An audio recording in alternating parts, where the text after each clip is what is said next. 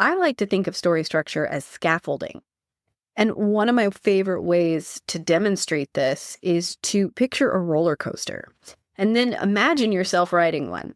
There's highs, lows, moments of mounting tension, anticipation, terror, release, and joy. At the end, you're grinning like a fool. It's an emotional experience.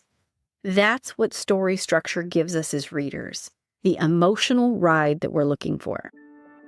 Welcome to the Write It Scared podcast. I'm your host, Stacy Fraser, a formerly repressed creative soul turned fiction writer, story editor, and author accelerator certified fiction book coach. At Write It Scared, we tell the truth about why writing a novel is so hard by acknowledging that most writers grapple with two stories: the one they want to put on the page to the best of their ability, and the often subconscious internal story that prevents them from doing it. This show is designed to help you identify and rewrite the internal narrative holding you back while you discover and write the story you want to tell and learn all the tools to help you do that successfully. Join me each week for a new episode where we'll talk about writing to deepen our understanding of the craft and of ourselves as writers. Writing a novel is an inside job that we do not do alone. Welcome to Write It Scared. I'm glad you're here. Let's dive in. Hi, writer. Welcome back to another episode of the Write It Scared podcast. I'm your host, Stacy. So nice to be back with you today. We are going to dig into some essential craft topics. We're going to talk about story structure, plot, character arcs, and character development. These elements are inseparably linked, and understanding how they interact together will elevate your writing.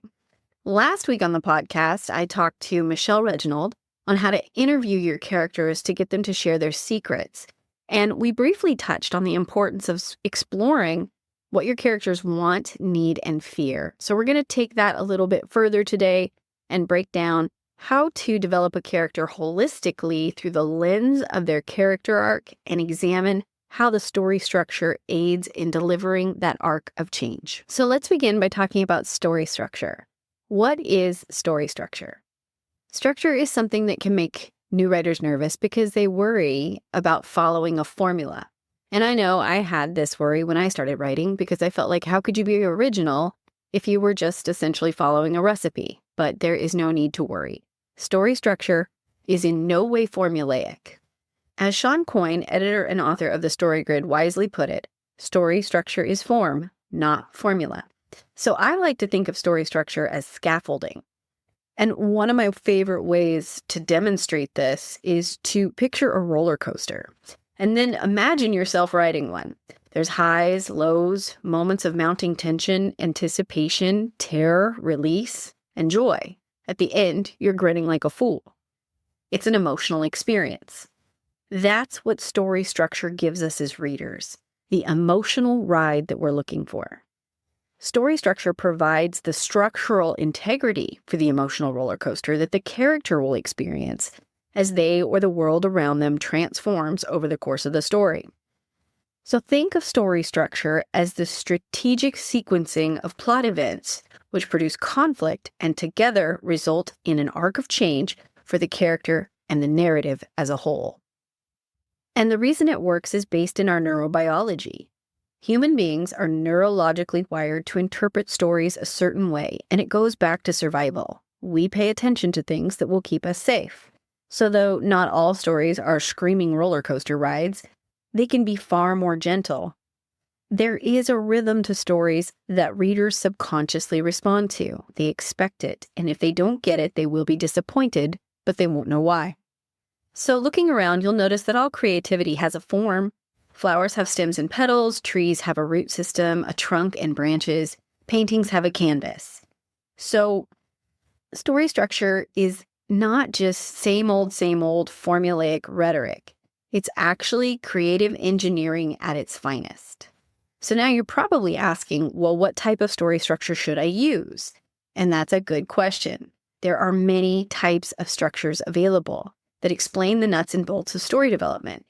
And most of them, at least in Western culture, are based on the 3-act structure. The story has a beginning, a middle, and an end. And in the beginning, there is a problem. By the middle, the problem worsens. By the end, we find a way to solve the problem. So truly, it doesn't really matter which modality you choose. You can choose 3-act or 4-act, Save the Cat, the hero's journey, the heroine's journey, the W plot, whatever you like. They may use different language, but they all pretty much say the same thing. And that is this: in the container of a story, which is something that has a beginning, a middle, and an end, you're going to start with a character or a cast of characters who believe certain things. They'll be presented with a problem, and it will get progressively worse. Then there is a crisis, which peaks at the climax, and the character will either solve the problem or not. And through the attempt at solving the problem, the character will face interpersonal challenges that force them or the world around them to change. So again, story structure is the thing that gives you the emotional guardrails to create the arc of change that you will design for your character and drive the story to an emotionally satisfying ending for your reader.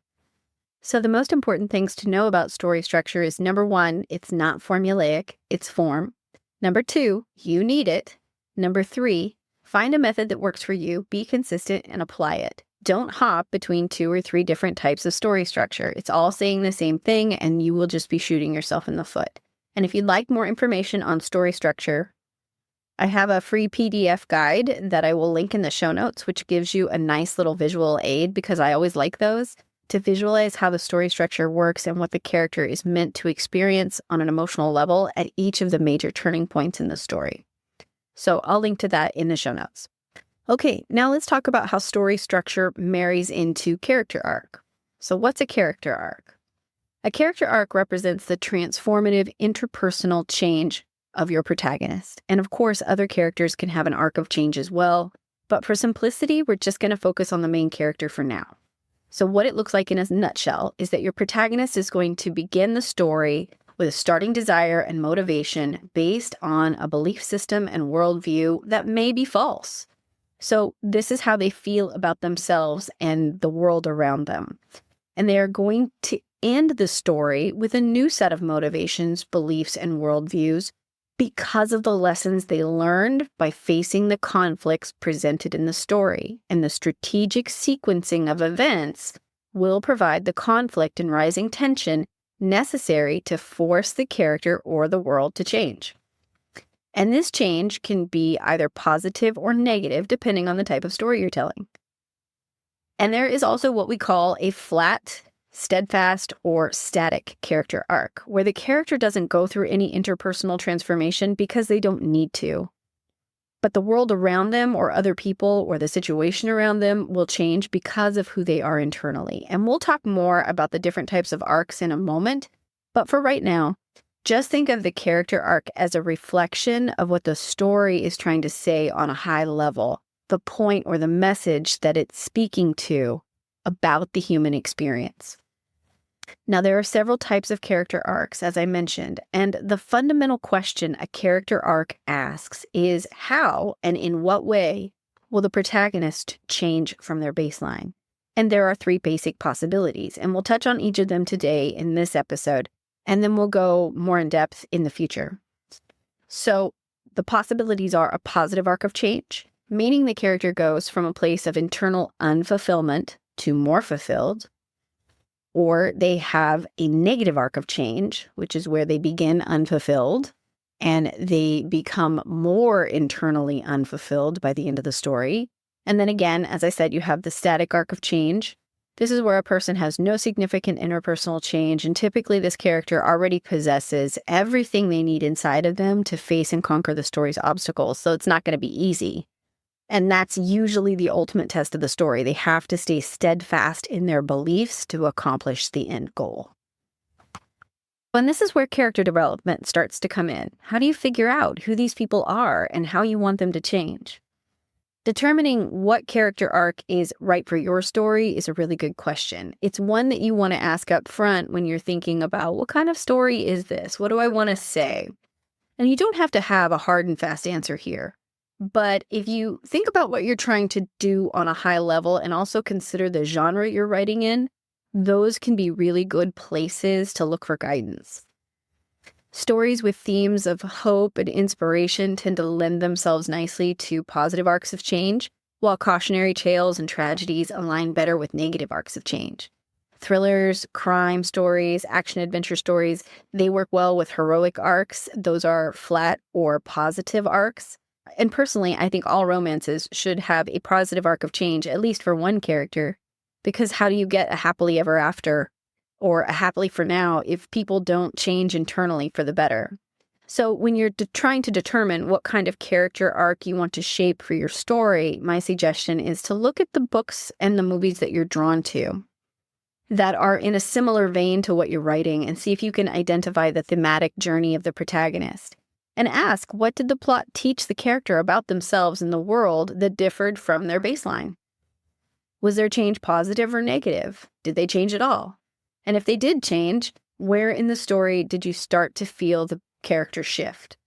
So going back to what makes up a character arc and speaking to character development, there are specific ingredients which you will use to develop your character because we're talking about change here. And if we're talking about change, then we need to understand what the baseline is. What are we going to be measuring against? And the baseline is your character's internal makeup, how they think, how they feel, what they believe, and what they value. We have to find all those things at the beginning of the story. We need to discover your protagonist's wants and motivations, their false beliefs, their wounds, their needs, their fears, and also their guiding light. So at the start of the story, given their situation, you need to know, what do they want? What do they believe? What do they value? Because their wants and their motivations, as well as the things that they're afraid of and deny themselves, are going to govern how they act and react in the story. One of the main things I like to encourage my clients to think about is, what does their character believe about themselves or the world that does not serve them? And this is called the false belief, also known as the lie. The false belief represents your character's internal battle, though they rarely realize that this is a belief that does not serve them. In fact, they typically think that it's protecting them. And this belief is directly linked to a painful experience they had earlier in their life. Usually, it happens in childhood or in adolescence, and this experience is often called the wound. Sometimes it's called the ghost, or if you're a Save the Cat fan, the shard of glass. And it's an event, a painful event, that changed the way they viewed the world and or themselves. They learned a lesson there, which created a new belief, a false belief, that they used to try to protect them against experiencing the pain of that wound. So another way to think about the false belief is the core message or operating system that your character grew to believe in and depend upon to survive in the world. And again, it's rooted in that wounding event from their earlier life. And the false belief is the thing that keeps your protagonist from growing into a better version of themselves. And touching back on the wound, it can be a single traumatic episode, or it can be a series of micro traumas. It doesn't have to be huge, and it's something that can compound over time. But again, it's truly what keeps your character from being fulfilled and whole. And they believe that their false belief protects them, and it makes them resist change. So this is a really fundamental thing to understand. What does your character believe about themselves that is not serving them and is getting in the way of them accomplishing their goals, whatever those goals may be? Or how is the false belief making the character go after things that they actually don't really want? Let's take a look at an example. We'll use Shrek. He is a classic example of a character with a positive arc of change. Shrek's false belief is that he's unlovable, and that it's better to be alone. And this false belief likely stems from a wound of years of persecution of being an ogre. So you want to know your character's false belief, but you need to be asking things like, how did this character grow up? What was their life like? What were the major events of their childhood and adolescence and their younger years that hurt them? From this, you will get their internal baseline. The next thing to examine is the character's external want or their conscious desire, the thing that they will objectively be going after from the beginning of the story. So this is their goal, and it represents their external motivations, and it's typically founded by their misguided belief system. So again, looking at Shrek, he wants to be alone. He wants solitude, and then that is represented externally by his flaw. So understanding your character's false belief will allow you to figure out what drives them, what they want, what they value. And this will lead you to better understanding what their primary goal is in the story. The next thing you need to examine is something that the character doesn't often know. And this can be a little tricky because you, as the author, do need to be able to find this, and that is the character's need or their longing. It's also sometimes called the character's unconscious desire because they're unaware of it. They don't know that they need this thing, or they think that they don't need it or could never have it. The need or the longing represents the philosophy they need to learn, the thing that they need to unlearn, or the psychological change or shift that they need to make in order to turn away from their false belief and become more internally whole. So think of the need or longing as the inverse of the false belief. For example, if Shrek's false belief is that he's unlovable and solitude is best, then the inverse of that belief is that he is worthy of love and friendship and connection. So once you explore your character's false belief and determine their internal baseline and then examine the need or the longing, you can see how they will need to change over the course of the story, and that will give you your character arc. If they are going to change positively, they're going to become a better version of themselves. If they're going to change negatively, well, they're going to become a worse version of themselves. And even if they have a flat arc of change, you still need to do this work. It will help you develop an authentic character.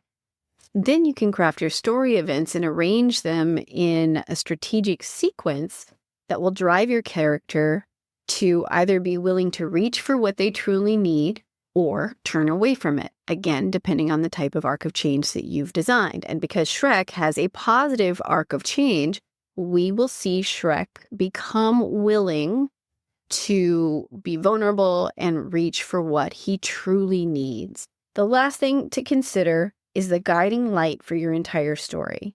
The guiding light is not something that's necessarily going to be clear to you as you begin to draft, or as you're thinking about story development. It might not even become clear to you through your first round of revision. But the guiding light is the truth. It's the truth that fits the character's journey given the type of change you want them to make. So think of this as the thematic representation of the character's need or longing. And I know that's a lot of terminology, but basically, it's the big message or lesson that you can extrapolate from the story that applies to the human experience. The truth can also be seen as the story's theme. So, for example, the theme in Shrek is that love is worth the risk of rejection. And that is what Shrek has to risk. He has to risk being rejected. And for that, he has to become vulnerable, which is the thing that he fears. So from the wound and the false belief and the external object of desire, knowing the internal need, you can figure out what the character fears most. And from that, you can devise conflict and stakes that will really test your character's limits. The character arc, plot events, and structure can't really be developed independently of each other. These things are married together. And when you choose a structure and you lean on it, it can help you transform your character and drive them to embrace the change that you want them to make. So wrapping up, there are 3 types of character arcs: a positive arc, a negative arc, and a steadfast arc. And you want to look at your story's theme and genre for guidance to get a feel for the type of character arc that is right for your book and your protagonist. And it helps if you practice identifying these types of character arcs in books that you read and movies that you watch. Pay attention to the big moments in the story and how the character behaves before and after each of them. And remember, without transformation of either the character or the situation of the world around them, there is no change. So the takeaways here are that story is not formulaic, it's form, and understanding it will help you develop the emotional journey for your reader to experience. So find a story structure that you like and stick with it. Stories are about change. Almost universally, they are about how a character changes. So think about the type of change you want your character to go through, and then get to work on understanding who this character is and how they came to be the person they are when we meet them on page 1. Why do they have these beliefs about themselves and the world? Where did they come from? What do they value? What do they fear? And what would be their greatest challenge in face of those things? And lastly, practice. Just practice identifying the characters' arcs of change in the books that you read and the movies that you watch, and pay attention to the kind of genre that it is, and ask yourself, what kind of change was experienced by the character? How were the events of the story set up to drive it to a satisfying conclusion? So in another episode, we'll go into different types of character arcs and break them down, and we'll look at the positive arcs and their different subtypes, as well as the negative arcs. I'll probably do a separate episode on flat arcs because they are a little bit of their own beast. So stay tuned for that. And in the meantime, if you have any questions, you can email me at stacy@writeitscared.co. I would love to hear from you. And remember to grab the free PDF guide on story structure, which is linked in the show notes. It's a nice little visual aid to help you visualize how story structure works and what the character is meant to experience on an emotional level at each major turning point in the story. Thank you for listening to the Write It Scared podcast. If you enjoyed today's show, please make sure to hit the follow button so you never miss an episode. And please leave a review. Reviews help other writers like you find the voices and messages they need to hear to continue to write their stories. Let's lift each other up. Remember, you can be scared and still be unstoppable. I'll see you next week.